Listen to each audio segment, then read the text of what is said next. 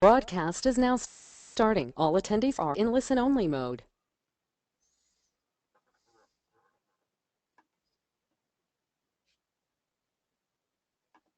All right, well, good evening, everybody, and welcome to the webinar. Can everybody just throw up your hands if you're in the little yellow hand there, if you are able to hear the audio here? That would be great.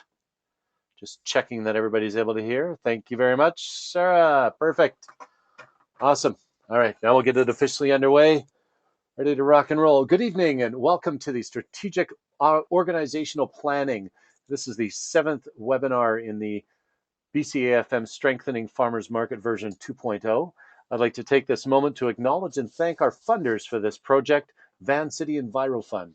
They've been amazing partners with the BC Association of Farmers Market over the years, and specifically the last 2 years for this project. I'd just like to take care of a couple little housekeeping pieces to start off with. You're going to notice that your microphone is muted during the webinar. This will remain the case during the webinar. It ensures that the audio for the presentation remains without background noise. There will be some opportunities for verbal questions at the end of the webinar, and you will have the ability to type in questions during the webinar that can be forwarded to the presenter. They may not be answered verbatim, however, they will be integrated into the presentation as time permits. You will notice there's a yellow hands up icon on the control panel of your GoToWebinar program. We will use this at times to gauge participants' responses. It also lets me know that you've sent a question. Follow-up consultations. This is something just a bit outside of this webinar. It's really important for those of you who have signed up for the full consultation webinar package that you respond to the email that we'll be sending out after this webinar. The type of review that we're providing with this consultation has proven very effective at enabling you to gain the most from your participation in this webinar. You've paid for this and should definitely take advantage of the opportunity. And as I said, I'll be sending out an email at the end of this webinar, again, requesting that you set a meeting time for us to work on this together. Now, it is my pleasure to introduce our presenter for this evening's webinar. Our presenter this evening is Bohdan Zaktu. How did I do on that, Bohdan? Well, close. I've heard worse. Okay, I Zaktu? usually say it's Zaitsev, actually. Zaitsev. Okay. Zaitsev. Yeah, the new kid Actually, in I Radio always tell Blue. people pronounce it Smith. Perfect. All right. Well, thanks, Bohdan. Bohdan is the managing partner with Sienna Consulting. He's a highly skilled facilitator, communicator, project manager, and strategic planner with extensive experience in both public and private sectors. He's the former chief operating officer of Knowledge Network BC's public educational television service, as well as the chief executive officer of the Victoria Conservatory of Music. Bohdan's expertise is concentrated in the areas of organizational development, communications, strategic management, social policy, research, public education, and community engagement. He has a BA in political science from the University of Manitoba, an MA in communications from Simon Fraser University, and a graduate certificate in nonprofit management from the Stanford Graduate School of Business. His volunteer commitments have included serving 2 terms on the BC Advisory Council for Multiculturalism. So at this point, I will once again apologize for absolutely mutilating his last name and turn the presentation over to Bohdan Smith. Yes. Thank you Thanks, very much, Bohdan. Chris. Uh, that's terrific. I should just add to the bio that so that everybody knows.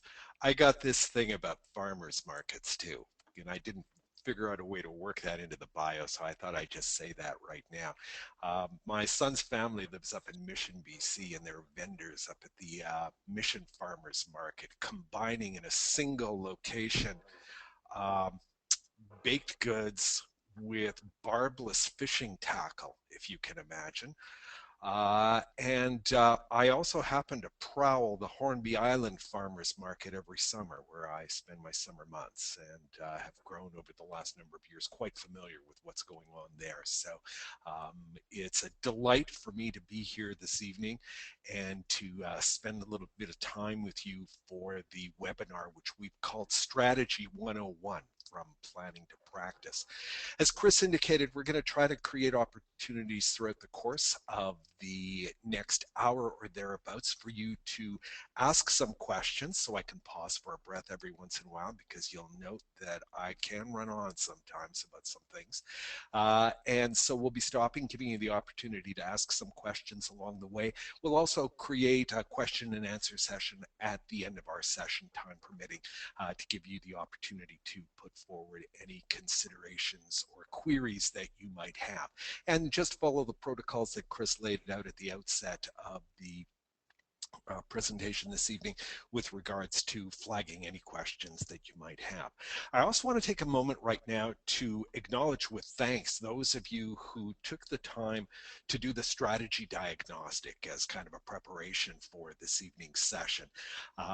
We had about 12, 13 respondents to that, which is great. I hope you found it a useful exercise. It was really useful for me to see some of the responses that we got to the questions that were being asked there, because it underscores some of the points that we'll be making throughout the course of the next hour in our presentation. We'll be hitting up and referring to those points as they do come up. Don't worry, you won't be identified in terms of things that you said in your survey response, but again, just will underscore some of the points that drive home some of the findings that we've realized over the years in doing our work in the area of strategy. I'd like to start by asking you to just take a moment in time and consider these two words: strategic plan. Now close your eyes and picture one. If what comes up in your mind's eye is kind of a thick binder gathering dust on a shelf next to other thick binders, each about from 5 or 10 years past, you're probably not alone. Strategic planning is talked about a lot. It's done a lot, not always very well. And there are likely as many definitions of what a strategic plan is as there are organizations who've engaged in creating them. We should start by stating there's no right or wrong approach to strategic planning. Every organization has to come up with something that works for them and their circumstances. And rather than trying to convince you why a specific model of strategic planning is better than another one, what I'd like to do instead tonight is talk to you about strategy rather than strategic planning. At the end of the day, it's related. It's all about allocating resources to achieve results. But in fact, we pause and we ask the question, what is strategy? Strategy is really a way of thinking. It's not a procedural exercise or a set of frameworks. It's about asking questions that create forward movement and result in a roadmap of sorts of the terrain that lies before your organization, as well as a set of navigational tools that are going to help you navigate that terrain to reach your desired destination. Another way of looking at strategy is as connective tissue, that kind of overarching frame that begins to link your organization, all its people, and everything that it does together, and create that kind of common base from which to move. Those of you who did the strategy diagnostic will recognize the question that we asked at the end about strategy there, and does it actually serve to connect your organization? And it was interesting to me to note how many respondents to that question who, while stating that their organization had a strategy, either weren't sure whether it functioned to connect people in their organization or were quite certain that it didn't. And that should give you pause in terms of that question about is your strategy as effective as it could be? There are really 5 core questions that underpin strategic thinking. It's number 1, who are we? Where are we? Where do we want to go? How do we get there? And how will we know when we've arrived? We're going to take the next hour or so to look at the various considerations that inform each of these questions and see how spending some time on each of them will help you become a little more proactive in terms of successfully achieving your organizational goals. With a little luck, we'll have some time at the end where we can spend some time responding to your questions. Before we actually launch into that now, how do we prepare? Um, we want to get ready to do this and to do it right. So how does an organization get ready? Well, you ask some more questions. One of the things that often comes up is strategic thinking or strategic planning important? Well, yes, it is. It's one of the most important things your organization can do because it's about setting a direction and taking control of your future. Let's face it, there's a whole bunch of things that go on in our respective business environments that we have absolutely no control of. And it's really important to be able to identify those pieces that actually we do and can control. And thinking about strategy is going to let you do that. When's the right time to engage in strategic planning?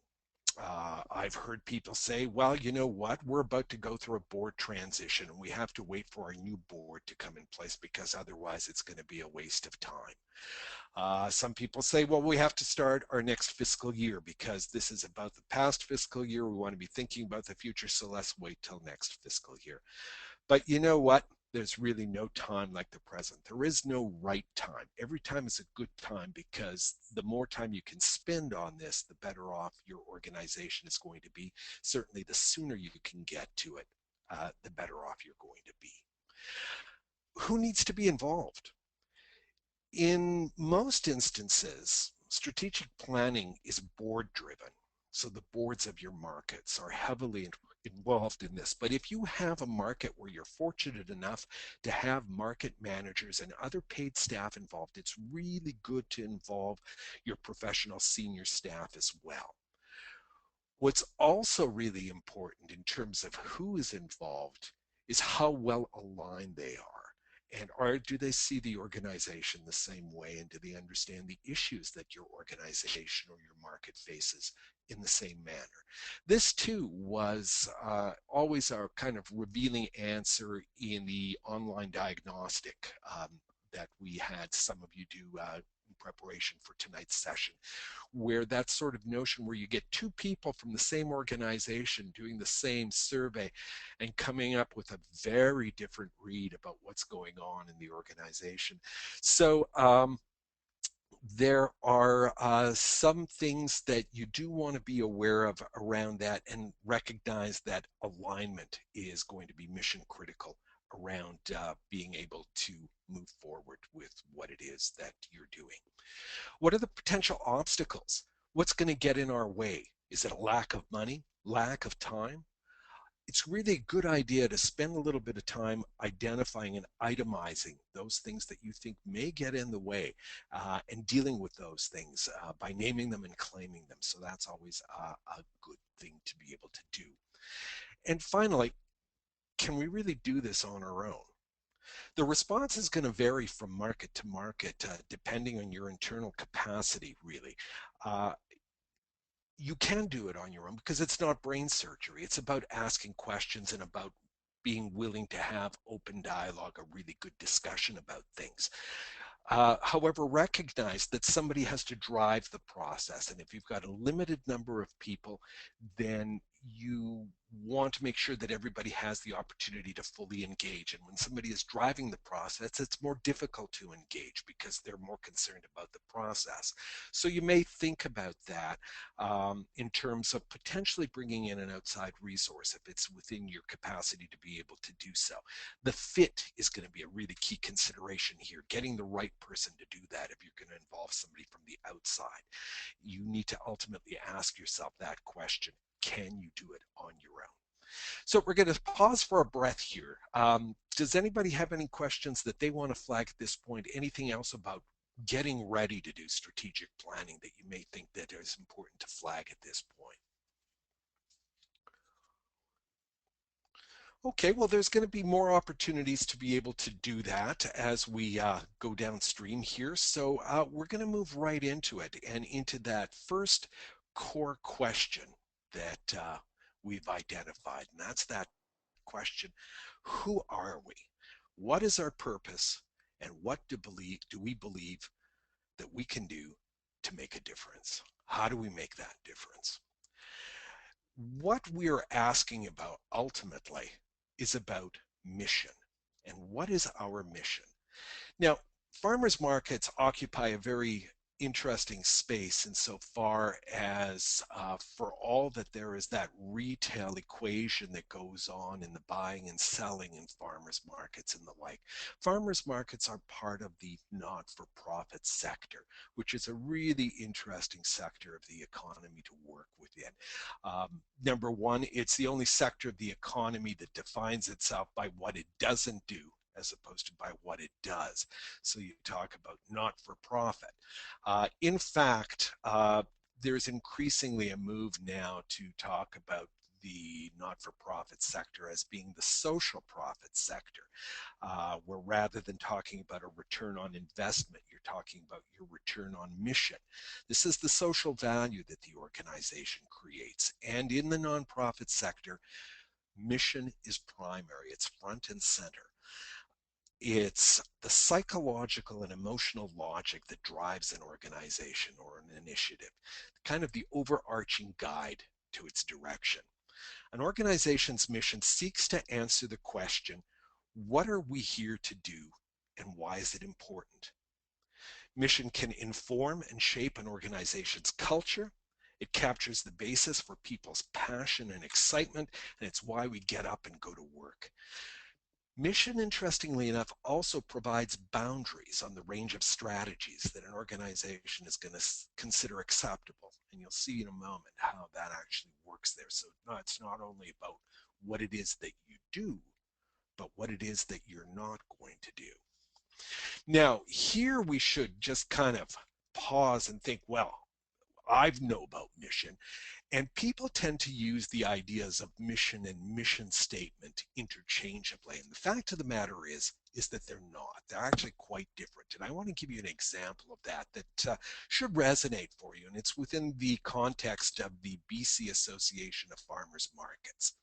The BC AFM has a mission statement that reads as follows: to support, develop, and promote farmers markets in British Columbia, which is a good, serviceable definition of what it is that the BCAFM does. Now let's look at the BCAFM mission instead. And this is a piece of the mission that begins to emerge out of some of the background things that you'll read about the BC Association of Farmers Markets. We talk about, we dare to dream of a world where farming is synonymous with opportunity. We educate, engage, and inspire people to create a vibrant farming sector in BC, one that nourishes and supports our natural environment and communities. You can see the difference there between the two. The first, the mission statement, talks about the what, and it's a good, useful definition, whereas the mission, something a little bit different.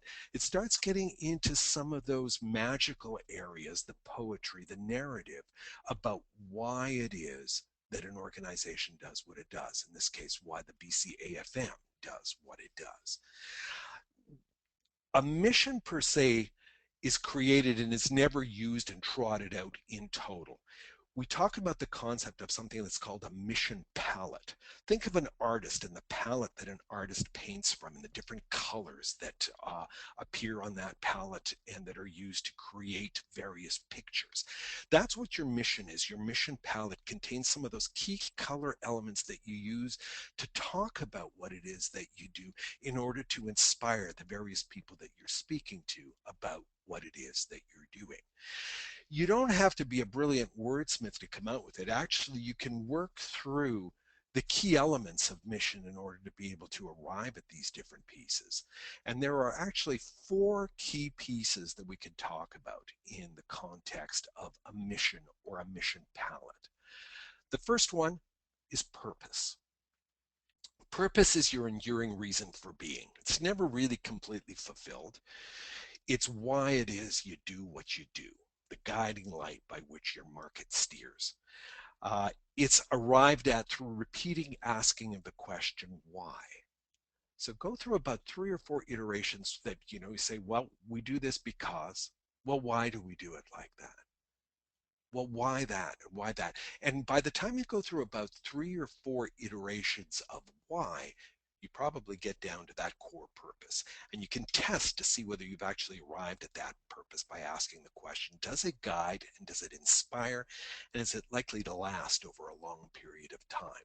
Purpose is one of those constants in the equation that in terms of the key elements of mission, you'll see that there are a couple of constants, some things that change in your mission depending where you're at in your organizational life cycle, and we'll make that clear in just a moment. After purpose, we go to the question of core values. These are the essential and enduring tenets of your organization, the things you care about deeply, so much so that you'd sooner close your doors than consider violating these things. That's how important they are to doing what it is that you do. These are usually nouns or concepts that are considered inherently good, meaningful, or valuable. They tend to be reflected in what people do and not just in what they say. Typically, an organization has no more than 4 or 5 core values. Anything more than that, you're probably getting into a different realm of consideration of something that are called instrumental values, that they're a means to an end, as opposed to being fundamental or essential to what it is that you do, and would probably be nested up under some of those bigger pieces. The test of core values is, are they constant? Have they guided the organization since its inception, and are they likely to continue doing so into the foreseeable future? This, as we've intimated through that statement, is one of the things that is a constant in your organization, that the core values, like the purpose, have been with your organization since the outset. And it's usually when you sit down and have the conversation about your core values, it's about identifying those, surfacing them, rather than creating new ones. We move from core values to primary goals. These are the big things that your organization wants to accomplish over time. They're long-term and they require significant time to accomplish. You don't have to know how, just to know that they're important and that you want to be able to achieve them, and they're meant to energize and inspire. Let me give you an example of a primary goal, and I'm going to date myself horribly here with this first example that I'm going to draw up for you. Some of us are old enough to remember US President John F. Kennedy in 1962 announcing that we intend to put a man on the moon and bring him home safely again by the end of the decade. When that announcement was made, they had absolutely no clue how that was going to be accomplished. They had no idea of all the different steps that were going to be involved. But by the same token, it became this remarkable, energizing goal in the US, which they successfully achieved by the end of the decade. And that's the other thing about primary goals. You want them to be sufficiently concrete that there's an obvious high five moment or a champagne moment, that you know when it's been achieved, you know when it's been done. Something a little more recent, a little closer to home, that falls into that category of primary goals. Imagine that conversation around the turn of the century that happened in Vancouver and environs, where a group of people got together and had the idea, wouldn't it be something if we could get the Winter Olympic Games to come to Vancouver and Whistler, and if we could host them here in 2010? When that idea happened, again, no real clear idea of what was going to be involved in achieving that, what steps were going to need to be involved, how much money was going to need to be involved in that. But nevertheless, it was one of those examples of a big idea that could mobilize and inspire people, and became one of those kind of primary goals that produced a very successful end result, as we all know. The test, as we know, around primary goals: do they energize and inspire, and can you recognize the high five moment? Is it sufficiently concrete? And the final piece that we'll talk about here in terms of elements of mission is your vision. This is a vibrant, engaging, and specific description of what it's going to be like to achieve the primary goal or the primary goals. This is really where the poetry and the music begin to emerge. The power of stories. Each of our organizations, like each of our families, has stories, and we tell those stories over and over again because they're essential to bonding us and to bringing us together and to keeping us all on the same page and inspired and moving forward. And vision acts in that same capacity. If you think about that example that we drew from the BC Association of Farmers Markets talking about mission, that was from the vision element of mission, where you hear the poetry and the music beginning to emerge. It's found on the Our Story section of the BCAFM website, and there's a much longer treatment that is quite magical, that is really quite inspiring as you read it for a vision for the BC Association of Farmers Markets. And we ask that question, does it energize and inspire? And always don't forget to ask yourself as you go through this consideration of vision, what conditions need to be in place for our vision to be realized? Because that too is an important consideration in all of that. So there's our key elements of mission: purpose, core values, primary goals, and vision. And you bring them together and pull them into a cohesive palette that you can draw on to shape the messaging and leadership of your organization on a go-forward basis. I want to give you one example of a mission that, again, is a little bit dated, but I think is pretty special because of what it was that was achieved on the back of this particular mission. The example that I'm going to talk about is a manufacturing corporation that you're all very familiar with. It's a company out of Japan that's called Sony. In the 1950s, coming out of World War II, Sony was a nascent company, just getting on its legs in the marketplace, and in a very difficult marketplace at that point in time. And Sony crafted a mission for itself in the 1950s that we've kind of parsed and broken out into a palette that looks like the following. The purpose of Sony and how they talked about the why they do what they do, to experience the sheer joy of innovation and the application of technology for the benefit and pleasure of the general public.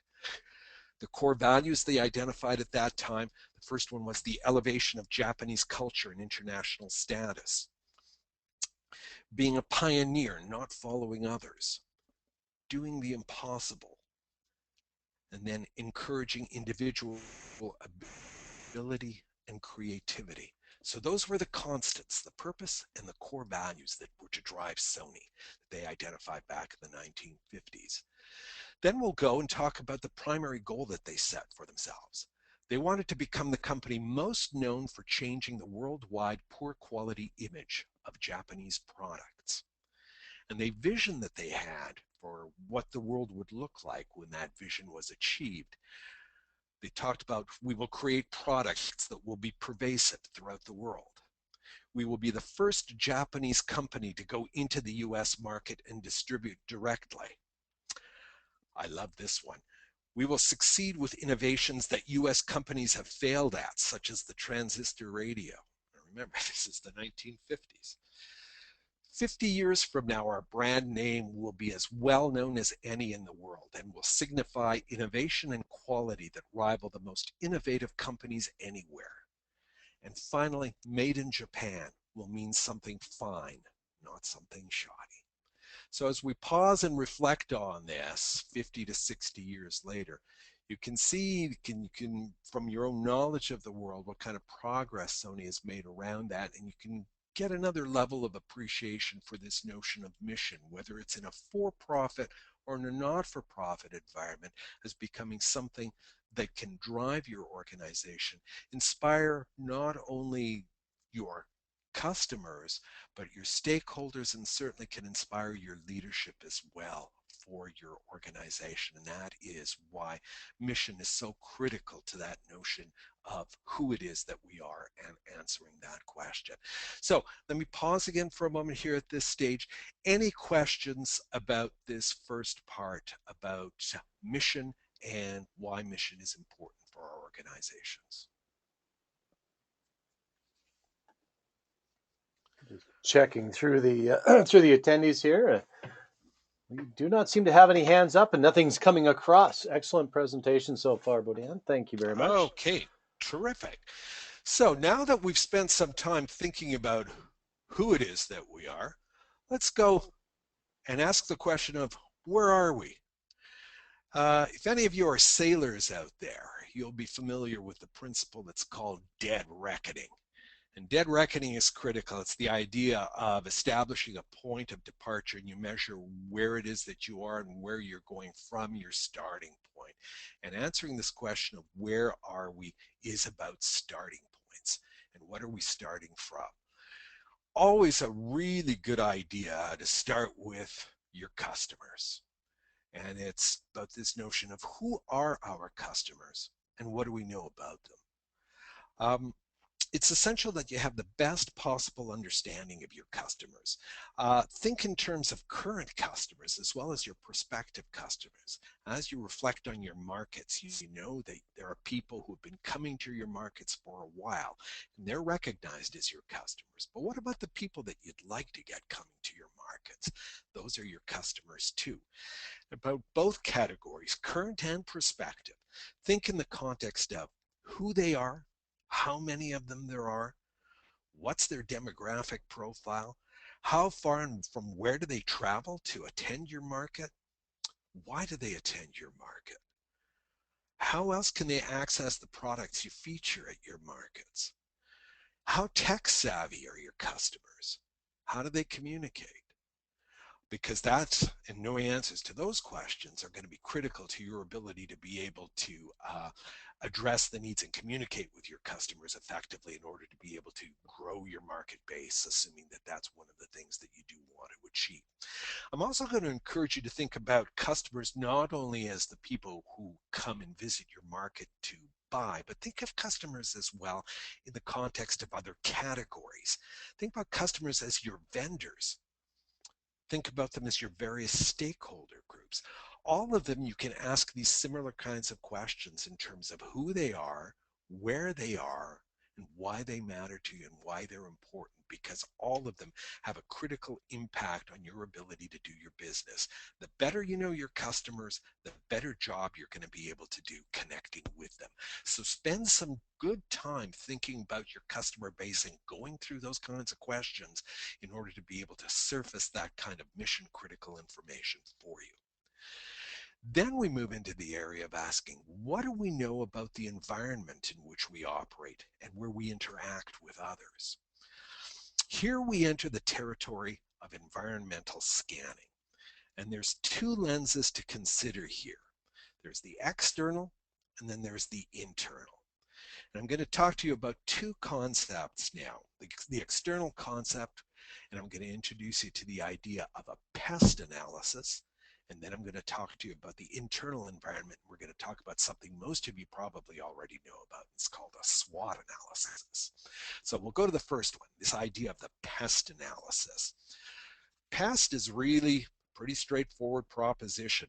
It's a hard look at your external operating environment to identify the major forces, factors, and trends that are going to have an impact on your market. PEST is an acronym that captures these four pieces.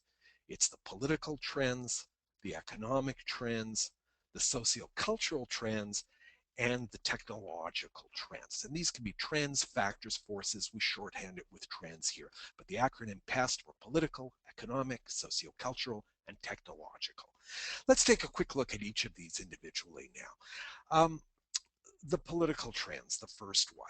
The ability of markets to do business can be impacted by various political considerations, whether they're the politics of your local market, the politics of your municipality through to your regional politics, your local, provincial, national politics. All of them have a way of having discussions, decisions, and policies that variously impact and affect your ability to do business. So consider all of those. And if you're looking for an example about the kinds of things that we need to consider around political trends, one that's sometimes talked about now is this idea of declining civic engagement. That's a trend that's a really worrisome trend that bears some reflecting on. Many now argue that our political system has separated the Canadian public into insiders who have the capacity and energy to fight and remain engaged in the system, and outsiders who frequently just walk away out of frustration and disappointment. Hard enough to get them to come out and engage in a poll around something, let alone to engage in voting on things and become members in things. Declining civic engagement is a really challenging proposition that bears some reflection because it does have an impact insofar, certainly, as our ability to influence things politically in the best interests of our respective undertakings means there has to be more civic engagement. And as it goes down, it's a trend that needs to be addressed going forward. So that's just it. I wanted to give you one example of the kinds of things at a more macro level as opposed to the more local, provincial level things that are going on, whether it's the introduction of things like a farm market coupon program, which has potential to boost market sales in certain jurisdictions if you're taking advantage of that kind of a program or policy. So all of those kinds of things you want to reflect on and identify in the political trends, plus any other political trends that you may identify as part of your analysis. Looking at now the economic trends, and these again, both macro and micro. The micro ones are going to be very, very specific to your individual jurisdictions and your individual markets versus some of the more macro trends. And I'll just talk about some of those macro considerations here, just to toss them out there to give you a sense of the kinds of things that appear there. One of them is this notion of growing income inequality. Evidenced by the Conference Board of Canada data suggesting this in the last 20 years. It's really only the top 20% of income earners in this country who increased rather their share of national income, with the super rich, the top 1%, doing best of all out of that 20%. That's the entire, the 1%, the notion of the impetus behind the Occupy Wall Street movement and the like that came forward. That's one of those notions that it becomes an economic trend that can be considered in this broader context. Got something like the rise of downward social mobility. This is the notion that we can no longer legitimately expect that our children are going to be better off than we are in economic terms. That's a factor now. That's part of the new normal, if you will. Another part of the new normal, the hollowing out of the middle class. We've heard a lot of people talking about that lately, especially among younger people, where we see a high rate of unemployment among well-educated young people, shortage of good jobs, a critical lack of affordable housing, and a growing awareness among many young Canadians that they're really not going to be able to live and raise families in the same places where they grew up. So these are macroeconomic trends that are variously going to impact the ability of markets to do business and ability to make progress and how you strategize when you're thinking of going forward. And it's useful to spend time on both the macro as well as the micro trends reflecting on those propositions. We go then to the sociocultural trends, and this really, we've covered a lot of this territory already in talking about your customers and knowing your customers, and it's really focusing in on these things like the population and demographic profiles of your market area, looking at things like public opinion, social attitudes, and social taboos in your communities, and figuring how those might have an impact on what it is that you do. Things like social taboos may have impetus on influencing the kind of vendors that you allow into your market or would consider for a place in your market. So those are the kinds of considerations that become part and parcel of that. Other sociocultural trends, you're looking a lot of discussion lately around things like the 100-mile diet, slow food, this push to buy local. These are all trends that can affect farm market business and that you want to be able to identify in the context of your pest analysis to consider them in your strategy. Now, one of the things that you'll notice, these categories are not in boxes. There's going to be some overlap, and there's going to be, for example, this notion of buying local. Well, isn't that an economic trend, not a socio-cultural trend? Well, yes, well and good. This is about prompting questions as opposed to putting things in a box. And if you answer the question in one area, it's okay. It's not about getting them in the right boxes. It's about prompting questions and more discussion. And then we have the final consideration here, the technological trends. Social media in the internet. We're living in a technologically mediated, hyper-connected world. Consider this. This is fascinating. More people in the world today have access to cell phone technology than they do to fresh water. When I first heard that, I was stunned, but it's true. This is a truly good illustration of this notion of hyperconnectivity and why we need to be sensitive to these kinds of technological trends and how they may impact on our ways of being and how we do business. So we want to think about how social media and the internet impact on how we do business. What about other emerging technologies that we need to be aware of and factor them into our strategic thinking? And finally, what are any other technological trends that we may want to be taking advantage of, whether it's to grow our markets, to talk about ourselves in our various constituencies and advance our cause. Your pest analysis is going to allow you to frame your outside world, identifying those external elements worth paying attention to, and you can then move your environmental scanning to a more internal focus, bringing us to an area that I think that you're a little more familiar with, and that's the idea of the SWOT analysis. And the SWOT analysis, much more familiar territory for organizations, the acronym catching 4 elements: strengths, weaknesses, opportunities, and threats. Taking a quick run through all of those strengths, you're looking at asking questions: what advantages do we possess? What is it that we do better than anyone else? And what do our stakeholders see as our respective strengths? Useful to spend some time reflecting on those. If we go to our weaknesses, that's always a little harder to look at because nobody likes looking at their warts. But I'll tell you, there's probably more value in looking at your warts than there is looking at the things that you're good at. You look and ask yourself the question, what could we improve on? What should we avoid? What makes us less effective than we could be? And finally, what do our stakeholders see as our weaknesses? Because once again, it's not a question of whether these things are true or not. If your stakeholders believe them to be true, they're going to be very real in their consequences, and they will play themselves out in your interactions with your respective stakeholders. So do ask yourself that question, because there's great value to be had by exploring that proposition. On the opportunity end of the scale, we can ask, what are the trends that we're aware of that could bode well for us? Where do the opportunities lie that we should take advantage of? Is there any low-hanging fruit that's out there that is going to be really easy, the slam dunks? And why not? Everybody needs quick wins. And the more that we can spend some time identifying those, again, the stronger we're going to be for it. And finally, the threats. What are the obstacles that we face? Do any of the trends identified in the preceding pest analysis concern us? Could any of the weaknesses we identify seriously threaten our market? So let's consider all of those pieces as we work through these respective analyses, the environmental scan involving pest as well as SWOT. Now, the way you work through these is actually a lot of fun.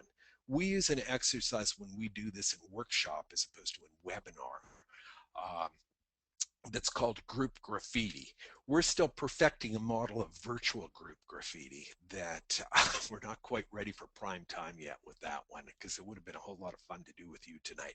But in the workshop setting, what we do is group graffiti for both the pest analysis as well as for the SWOT analysis. We throw up huge sheets of white paper, put quadrants on them, create the categories in each of those quadrants, and then equip each of our participants in the workshop with a black felt pen and take them to the wall And we end up going through, here's a little illustration from one exercise that we did about 18 months ago with a group working through a group graffiti exercise. Here's one that they did doing the SWOT analysis. You can see that's all input and insight from the participants, because what you do is you use your group to work through the SWOT analysis, through the pest analysis, put their ideas down, and then go and discuss those ideas. Look for the connections between them. Where are the interrelationships? How do these ideas come together? And how do they respectively impact on us? And by virtue of those conversations, we begin to get a picture that starts to emerge about our markets, about the environments in which we operate, and more so clearly about ourselves too, as we take stock of these different elements. This also moves us to a point of pause and reflection, because after concluding those exercises, we can move on and we can ask another set of questions, and we can say, so, okay, we've done all of this. We've looked at ourselves. We've talked about our mission. We've done the pest analysis. We've done the SWOT analysis. What's missing from this picture so far? What is it we're not seeing? What do we need more clarity about? And how would we go about finding out more about that? Now, it's almost implicit in there. They said, well, man, if we have to ask those questions too, we're never going to finish this thing. This is the thing about strategic thinking as opposed to about strategic planning. You may only have a certain amount of time to do your strategic planning, but you should always be doing strategic thinking, because your strategic plan is always going to be a reflection of your best thinking of a given moment in time. But your strategic thinking overall, you should always be doing it and always be bringing new information into the mix by asking these kinds of questions in order to be able to advance your agenda and to move forward. So with that pause and reflection, having asked those questions, so we haven't even gotten to where it is that we want to go. The biggest accelerator of successful strategy implementation is being clear on what you want to achieve. Kind of paraphrasing Lewis Carroll in Alice of Wonderland, talking about the exchange between Alice and the Cheshire Cat. It's kind of all summarized kind of neatly as, if you don't know where you're going, any road's going to get you there. So spend some time thinking about that road. Your mission has set out your destination. Your environmental scans are your points of departure. What needs your attention going forward? In light of what it is that we know, what are the 3 to 5 greatest opportunities that we can take advantage of? And then what are the 3 to 5 most critical issues that we need to address? And what would it take to create change on these particular issues? Start by framing these things as questions. So as opposed to saying, oh, well, we need to do this, or, oh no, this is the most important thing. Talk about framing questions along the lines of, what if we were to consider this? How might we ... and go from there. So start by framing strategic questions that start getting to the points of those opportunities and talking about how you take advantage of those opportunities. And then questions as well are around your issues. Recognizing that when you make statements about things, statements shut down discussion, as opposed to asking questions which open up the conversational field. And a well-asked question and a thoughtful question is going to provoke a really good discussion that is really going to succeed in moving your conversations as far ahead as they can possibly go.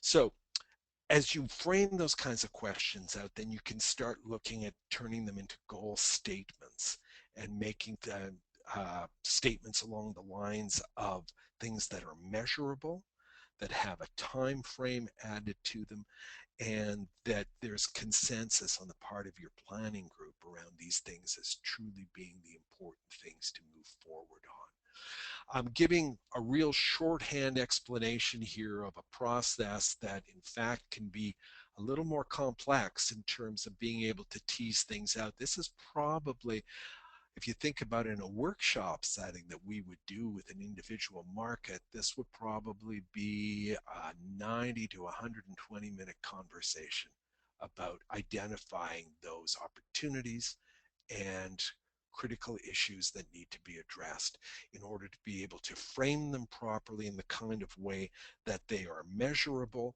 and that there is consensus around. Once again, recognizing that that group consensus is probably one of the key pieces towards moving you forward around being able to achieve those goals that you're now starting to send and set for your plan.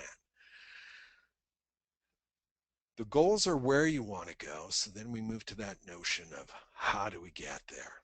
What are the skills, resources, and abilities that we're going to need individually and collectively to create the impact that we've set out to achieve?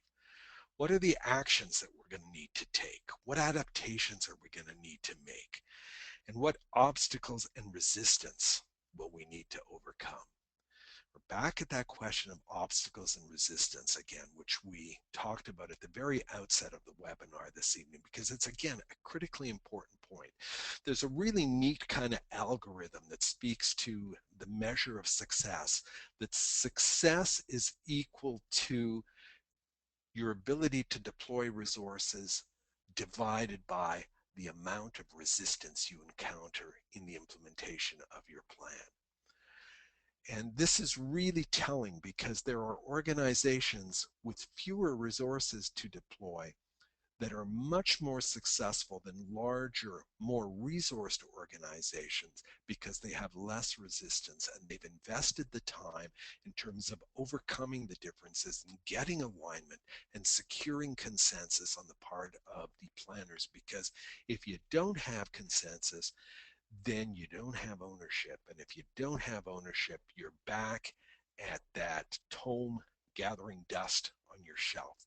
It's not going to be used. People are not going to refer to it. It's not going to be there to help drive your organization forward. So look to achieve that alignment in your execution. So we enter the terrain here now of strategies, of tactics, and of execution. Scary proposition. We talked about success before.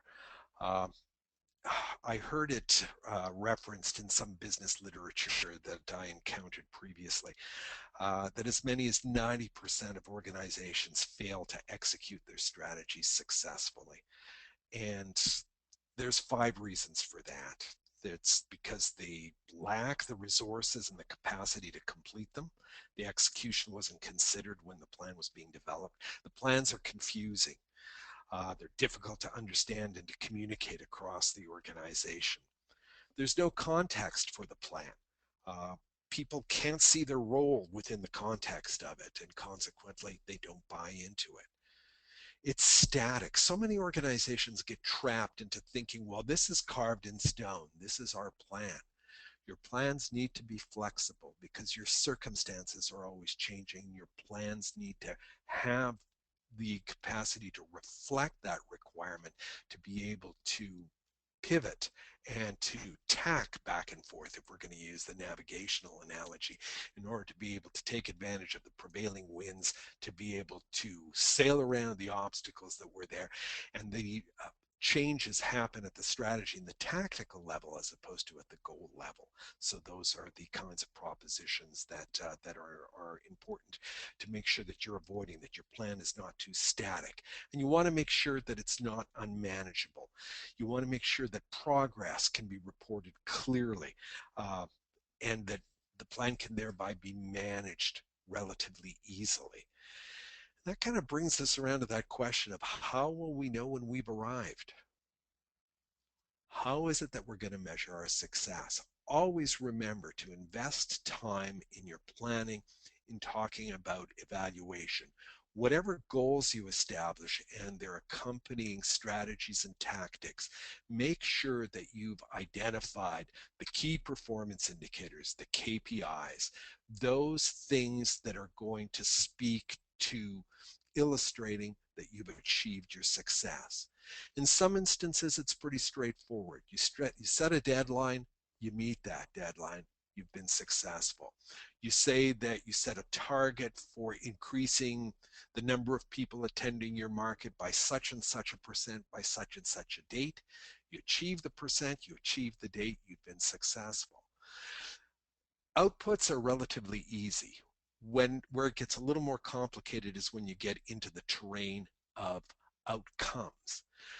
Outcomes start talking about behavior changes as opposed to measures like numbers and dates and the like. Things like when you set a goal that we want to make sure that our market is the uh, market of choice for such and such a proposition for this particular collection of products, that it's your go-to place for people in your community to go to for fresh produce.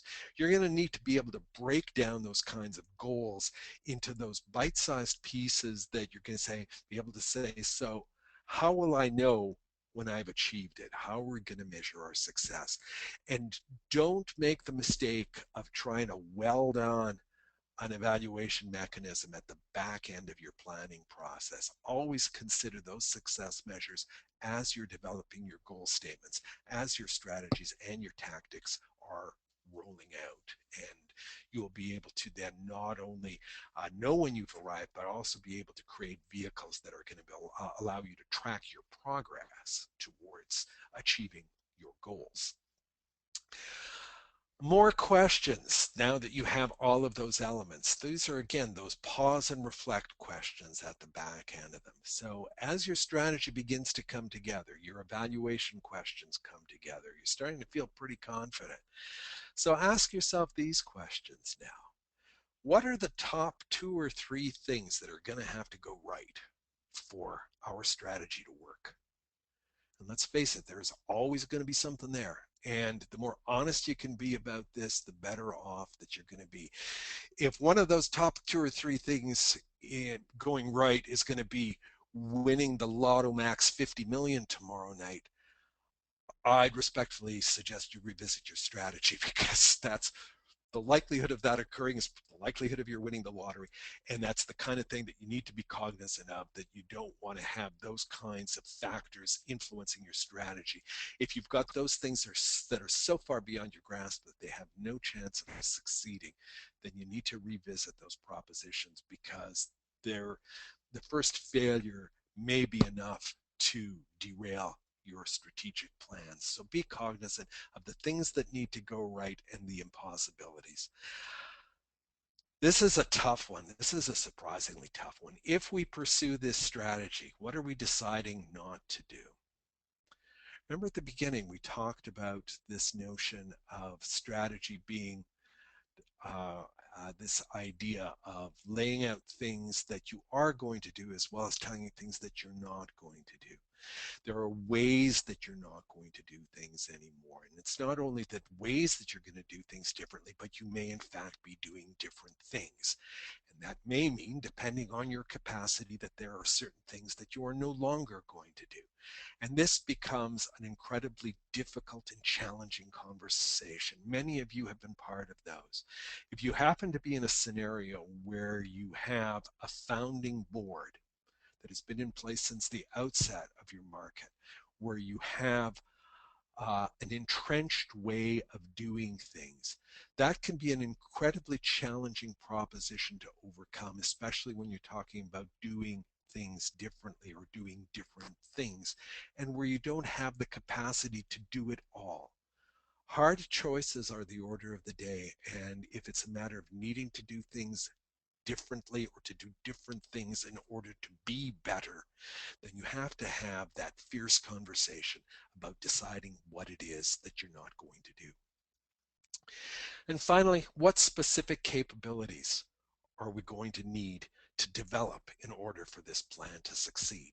And this, again, kind of full circle here. You know, we do a lot of work in the primary healthcare area, and they have something that's called the PDSA cycle, where you plan, do, study, and adjust. And it's this cycle that you go through all the time. And we see this cycle beginning to emerge in this model that we're talking about here, because once again, we're talking about ourselves. right where we started at the beginning, saying we're talking quite honestly, I think, and I would hope, about those capabilities and capacities that we're going to need to develop at the individual and at the group level in order for us to be able to advance our agenda, to be able to bring our strategy to life, and to achieve those goals that we've set for ourselves in our respective markets. So that is your thumbnail introduction to thinking about strategy, Strategy 101. I've been going on at length here, and I'm going to stop and catch my breath, and I'm really hoping that we're going to have some questions out there. So, Chris, back to you. Great. Well, thank you very much, Bodan. That's a lot of content in a very, very short period of time, and I'm looking at the old attentiveness monitor here on the control panel, and you're garnering a lot of attention. So that's great. Now, if anybody has any questions, if you'd like to just please put your hand up, use the yellow hand button on your control panel, and I will unmute you, and we can get some of these questions going. While we're waiting for people to kind of make that decision, just want to make a comment.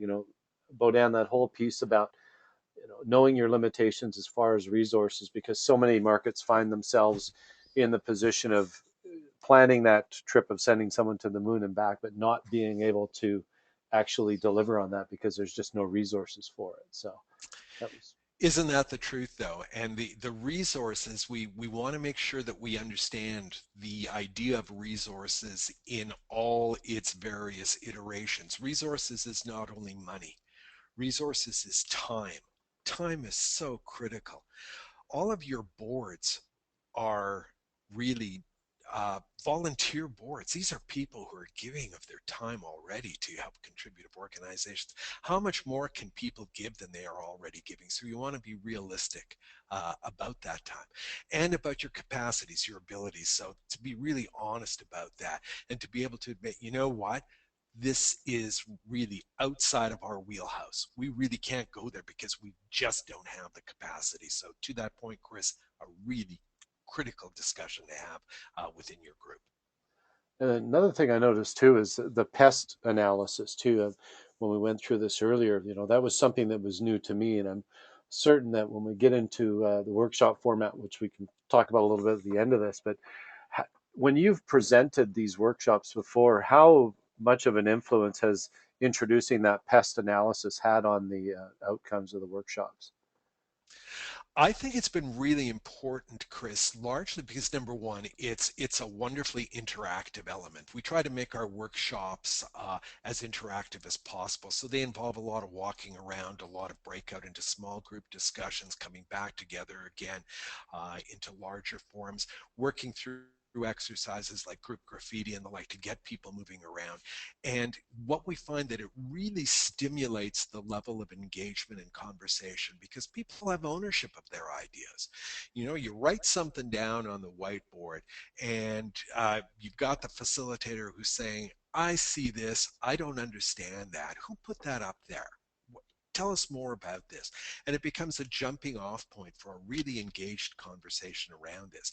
And what we found is that a lot of organizations that we workshop with, where we use this, whether it's for strategic planning or for other elements, take these tools back into their organizations and apply them for their own purposes. So it becomes a really useful organizational tool in order to be able to not only engage people, but really get people's best thinking about those things that are important to your organization. Thank you very much for that.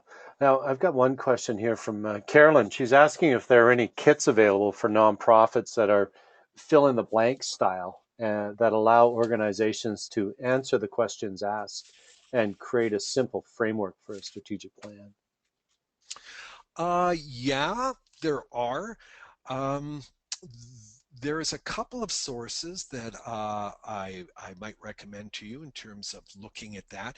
Um, there's an organization in Vancouver, some of you may be familiar with, that's called Vantage Point.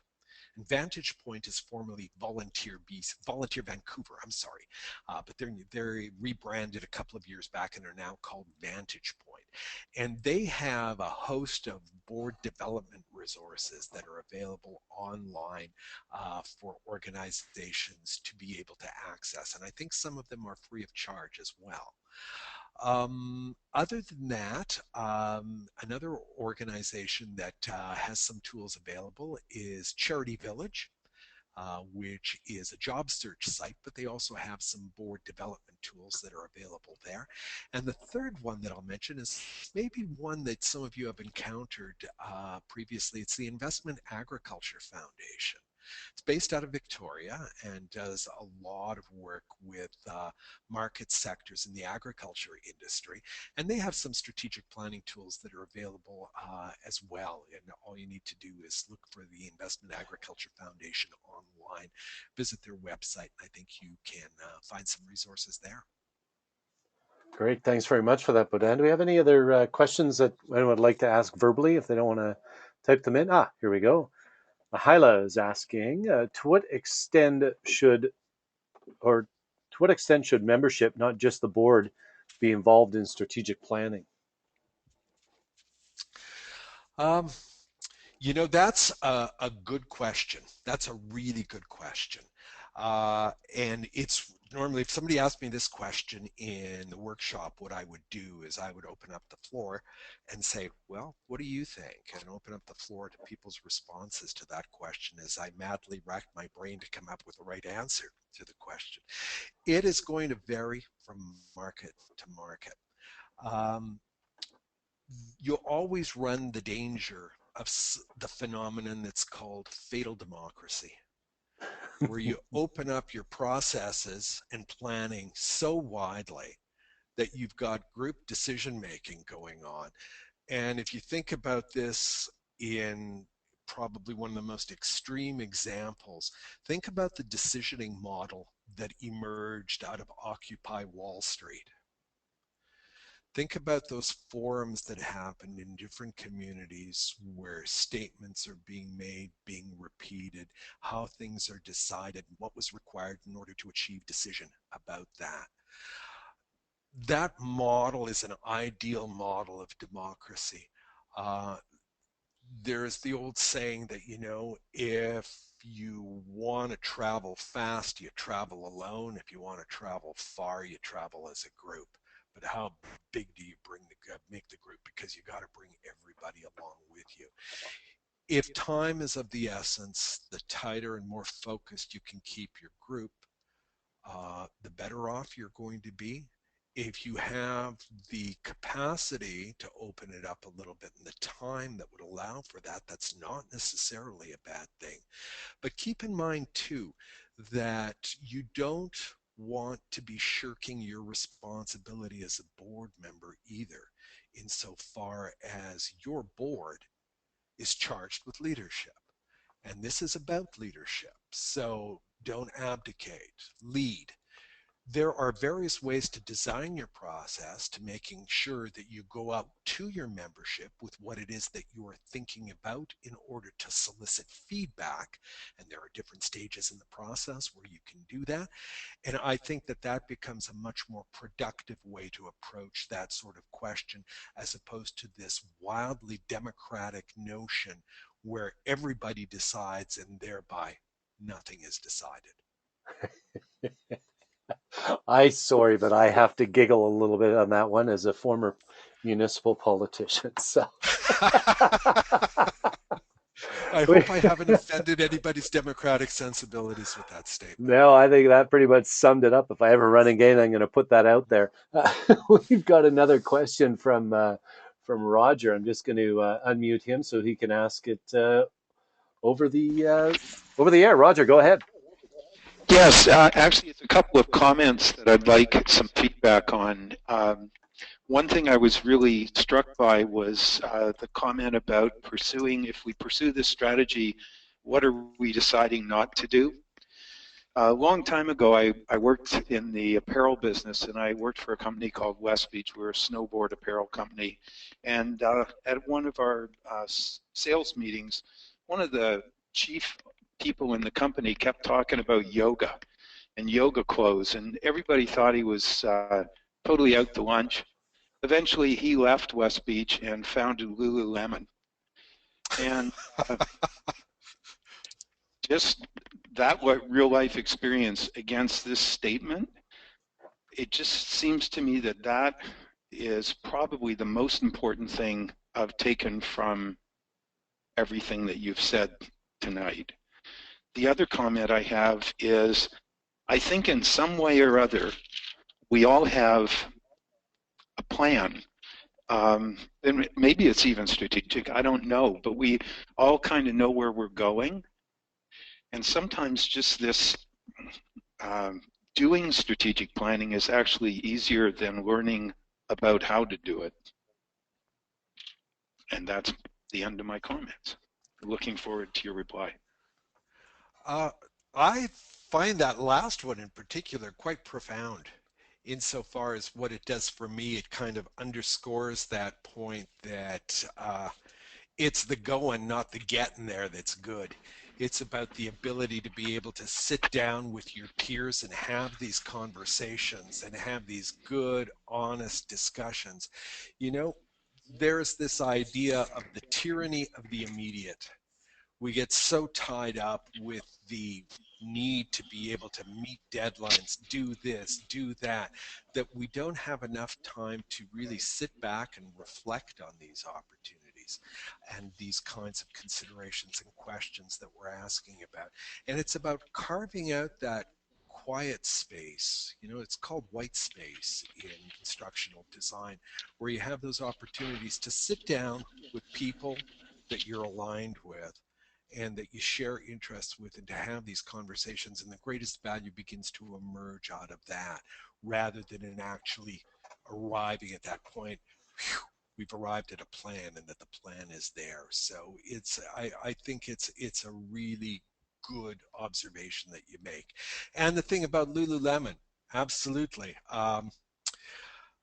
There is a great idea that was missed, and that because it was missed, it moved elsewhere. And that's the thing about good ideas. They're not going to necessarily sit there waiting for you. They may move to other places, and be aware of that. And if you're going to move away from them, do so consciously. Choose to do so, as opposed to defaulting away from them because you haven't paused to at least ask the question about them. Wow, that's profound right there. That's awesome. Thanks very much for that. I'll just check and see if we have any more questions from the floor. Here we have one coming in from Rachel.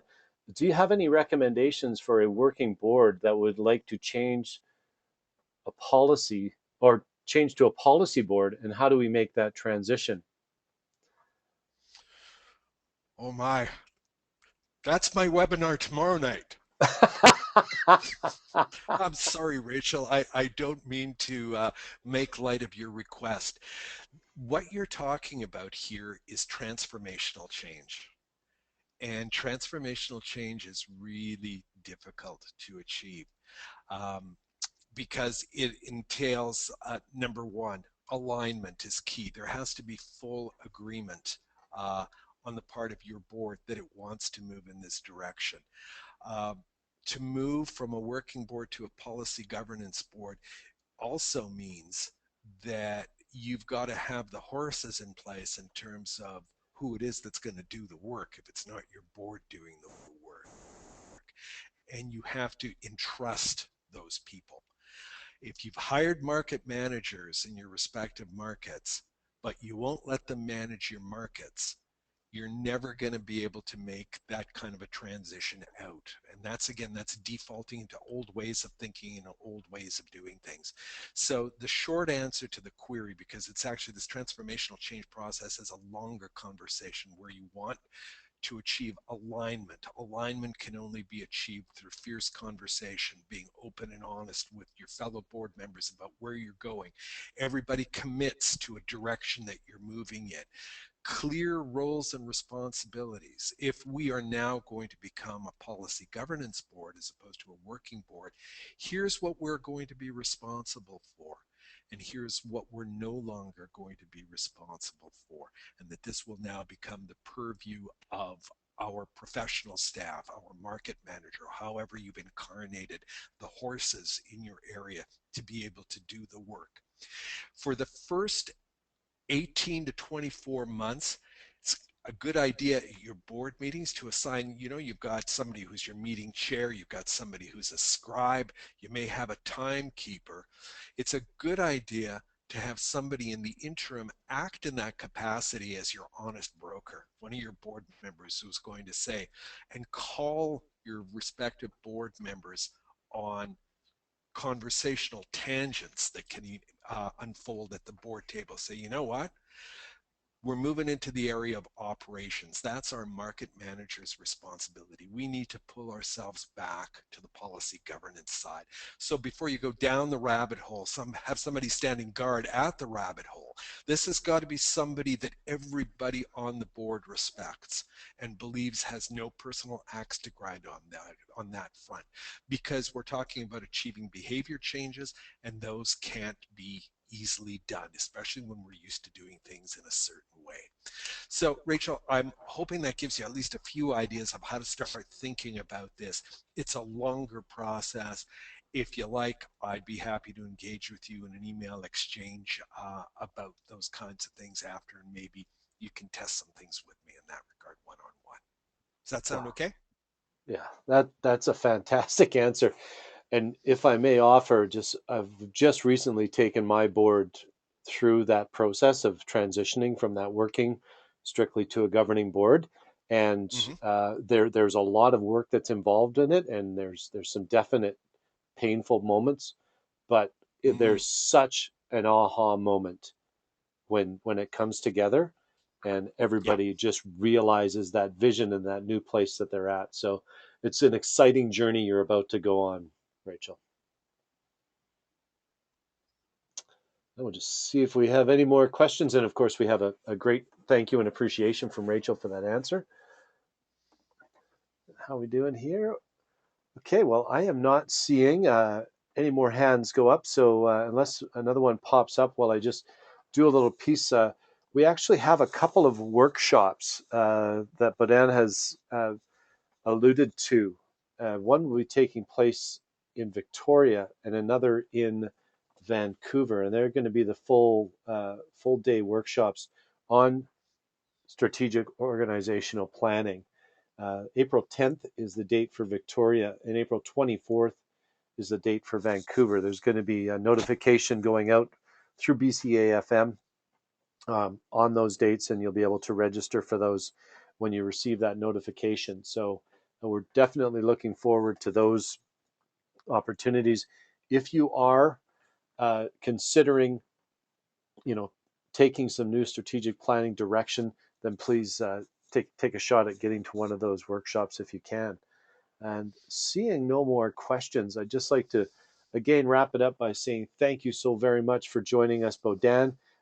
That's another amazing presentation. We've had some great presenters here in this series. Your time is very much appreciated, and definitely some poignant aha moments there. And thank to all the participants who've taken the time to come and join us in this. I know that as board members and as market managers, your time is definitely incredibly valuable, and we appreciate you doing all the work you do to help better your board and take yourselves to that next level. And one parting note again, I will be sending out an email asking folks to set a date where we can do our post-webinar consultations and just get that little review that's really going to enable everybody to maximize what they get out of this presentation. So that being said, thank you very much, folks. We're going to turn off that crazy old recording action that's happening right now.